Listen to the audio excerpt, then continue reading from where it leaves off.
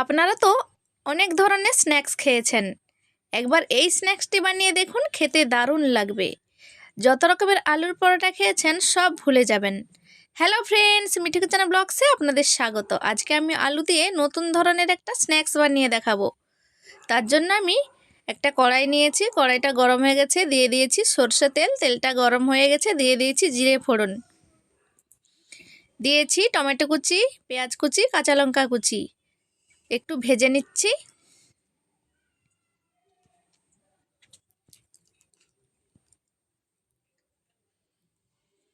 নেড়েচেড়ে ভেজে নিয়েছি।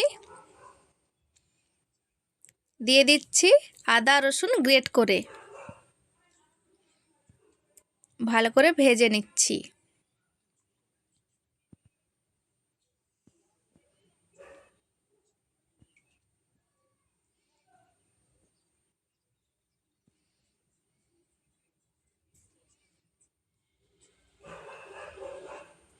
টমেটো পেঁয়াজটাকে একটু খুন্তি দিয়ে কেটে কেটে ভেজে নিচ্ছি। দিয়ে দিচ্ছি আধা চামচ ধনে পাউডার, লঙ্কা গুঁড়ি দিয়ে ভালো করে আবারও কষিয়ে নিচ্ছি।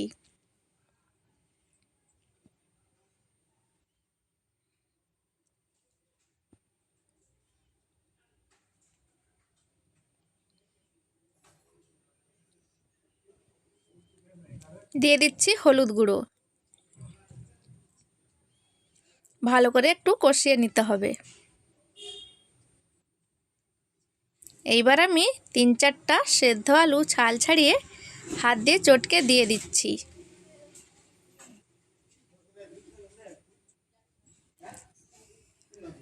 ভালো করে আমি মশলার সাথে আলুটাকেও কষিয়ে নিচ্ছি।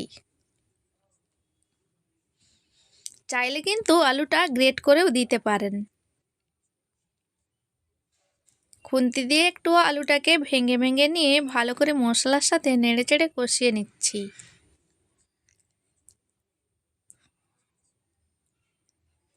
দিয়ে দিচ্ছি স্বাদ মতো নুন, দিয়ে দিচ্ছি ধনেপাতা কুচি।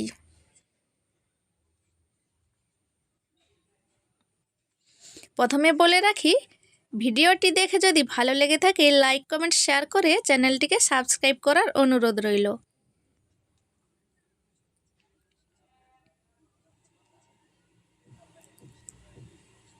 এইবার দিয়ে দিচ্ছি গরম মশলা,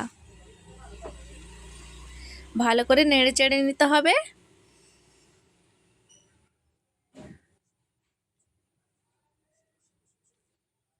নেড়ে চেড়ে নিয়ে সামান্য চিনি দিয়ে ভালো করে কষিয়ে গ্যাসের পেছন পাশটা দিয়ে আমি থেতো করে আলুটা তৈরি করে নিয়েছি। এবার আলুটা ঠান্ডা করতে দেব। এদিকে আমি একটা কড়াইয়ের মধ্যে নিয়ে নিয়েছি 2 কাপ আটা। আটার সাথে নিয়েছি পরিমাণ মতো নুন আর জোয়ান। অল্প অল্প জল দিয়ে ভালো করে আটাটাকে মেখে নিতে হবে।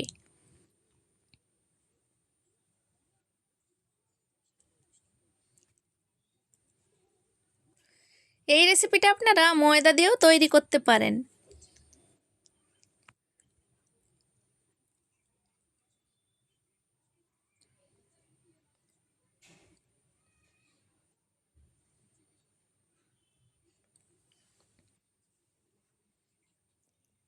ভালো করে একটু মাখিয়ে ডো তৈরি করে নিচ্ছি।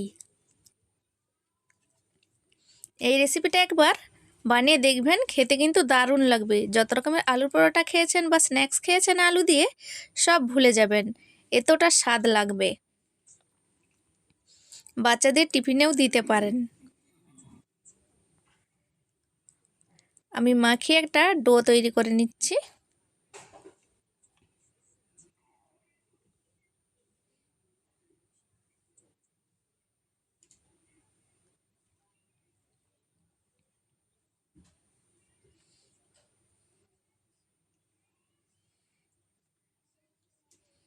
ভালো করে কিন্তু একটু দেবে দেবে মাখতে হবে।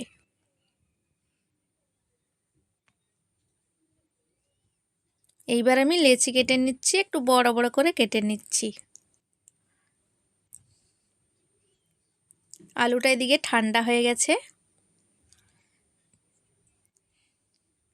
একটা বেলনির মধ্যে একটু আটা ছড়িয়ে রুটির মতো বড় করে বেলে নিচ্ছি।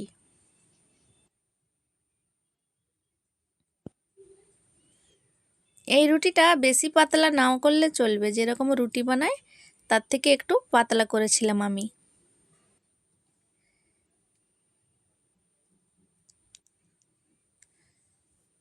একটু চারকোনা মতো রুটিটা কিন্তু বেললে ভালো হবে।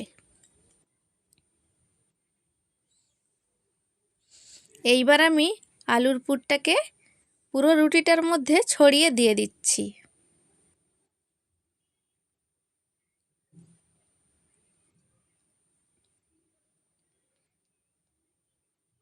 আমি একটু বেশি করে আলু দিচ্ছি, চাইলে আপনারা একটু কম করে আলু দিতে পারেন।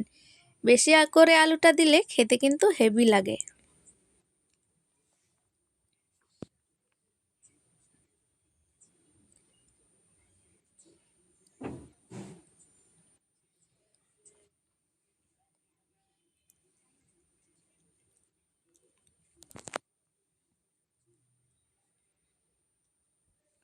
পুরো রুটির মধ্যে কিন্তু ছড়িয়ে দিয়েছি। এইবার আমি একটা ছুরি দিয়ে এভাবে কেটে নিচ্ছি।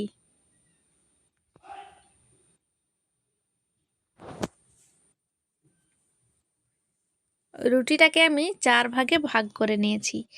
এইবার এইভাবে গড়িয়ে নিতে হবে।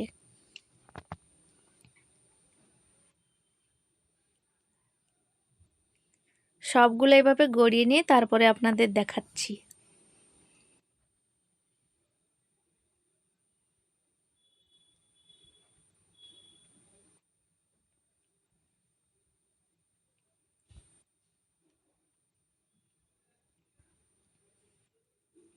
এর মধ্যে একটু আলুটা কম ছিল, আবার একটু আলু দিয়ে এটাকেও গড়িয়ে নিচ্ছি।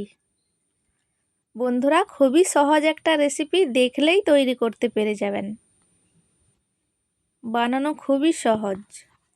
এইবার আমি সামান্য আটা ছড়িয়ে দিয়েছি, দিয়ে দিচ্ছি সাদা তিল। সাদা তিলটা দিলে কিন্তু খেতে দারুণ লাগবে। এইভাবে করে হাত দিয়ে একটু চ্যাপটা করে দিচ্ছি। এভাবে একটু চ্যাপটা করে নিলে কিন্তু তৈরি হয়ে যাবে রেসিপিটি।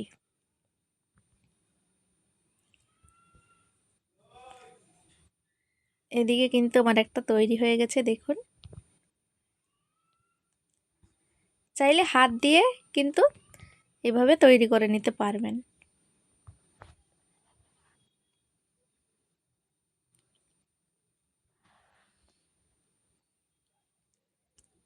এইভাবে করে দেখুন, আমি বানিয়ে নিচ্ছি।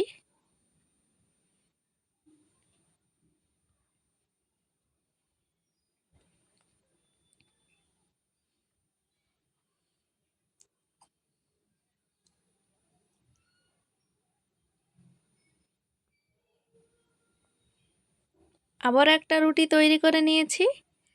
আলুর পুরটাকে এভাবে ছড়িয়ে মিলে দিচ্ছি।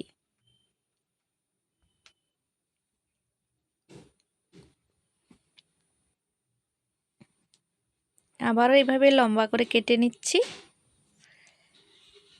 ওপর থেকে একটু তিল ছড়িয়ে দিয়েছি, দেখতে ভালো লাগবে। আবার এভাবে গড়িয়ে নিচ্ছি।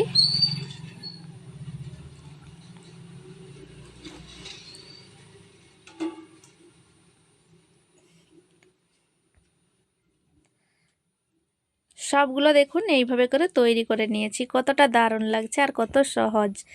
এইবার একটা কড়াইয়ের মধ্যে সামান্য সাদা তেল দিয়ে দিয়েছি। চাইলে আপনারা সরষা তেলটাও দিতে পারেন, তেলটা নাও দিলে চলবে। আমি প্রথমে ভাজছি তাই একটু তেল দিয়েছি, দেখুন। খুবই সামান্য তেলেই তৈরি হয়ে যাবে। বাচ্চাদের টিফিনেও কিন্তু দিতে পারবেন আপনারা। খুবই হেলদি স্ন্যাক্স।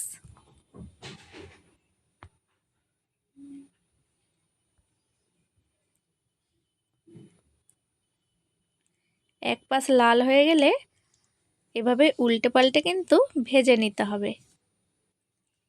যেহেতু আমি আটা দিয়ে তৈরি করেছি, তাই জন্য আমি ঢাকনা দিয়ে দিয়ে হালকা আঁচে ভেজে নিচ্ছি। তাহলে ভেতরের আটাগুলোও সেদ্ধ হয়ে যাবে। দেখুন কতটা দারুণ লাগছে দেখতে, লাল লাল করে এভাবে ভেজে নিয়েছি। যেহেতু আমি তিলটা দিয়েছি, যখন খাবেন তখন কিন্তু দারুণ লাগবে। এভাবে উল্টে পাল্টে ভেজে নিয়েছি ঢাকনা দিয়ে দিয়ে। দেখুন একটা ভাজা কতটা দারুণ লাগছে। আবারও আমি এইভাবে করে ভেজে নিচ্ছি। এইবার কিন্তু আমি কোনো তেল দিচ্ছি না, এই সামান্য তেলেই আমি ভেজে নেব।